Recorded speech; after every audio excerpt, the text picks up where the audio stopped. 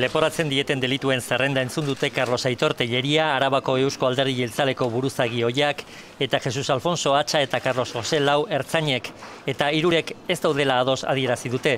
Fiskaltzaren arabera, Arabako gizarte, politika eta enpresa alorreko 21 pertsona zelatatu eta haien sekretuak azaleratu zituzten. Ertzaintzaren terrorismoaren aurkako informazio sailean lanean ziharduten Atxa eta Lau, datuak lortzeaz arduratzen omen ziren, eta Telleria kolaboratzaile gisa aritzen omen zen. Espioitza delitu horiengatik 4 urteko kartzela zigorra eskatu du fiskalak akusatu bakoitzarentzat. Horrez gain, 352.000 euroko kalte ordaina zelatatu zituzten 21 kaltetuentzat. Josu Izagirre fiskalak adierazi duenez, akusatuek arriskuan jarri zituzten zelatatuen bizitza, segurtasuna eta ohorea.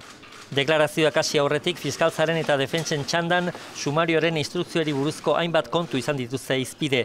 Defentsek sumarioko zenbait atal bertan bera uzteko eskatu dute, sekretupean izan arren datu asko filtratu omen zirelako komunikabideetara.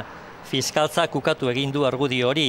Josu Izagirre fiskalak adierazi du instrukzio garaian sekulako presioak jasan zituela, handik eta hemendik bombardatu omen zuten sumarioa, baina filtraziorik ez omen zen egon eta akusatuen defentsarako eskubidea eta segurtasuna ez zirela arriskuan jarri berretsi du.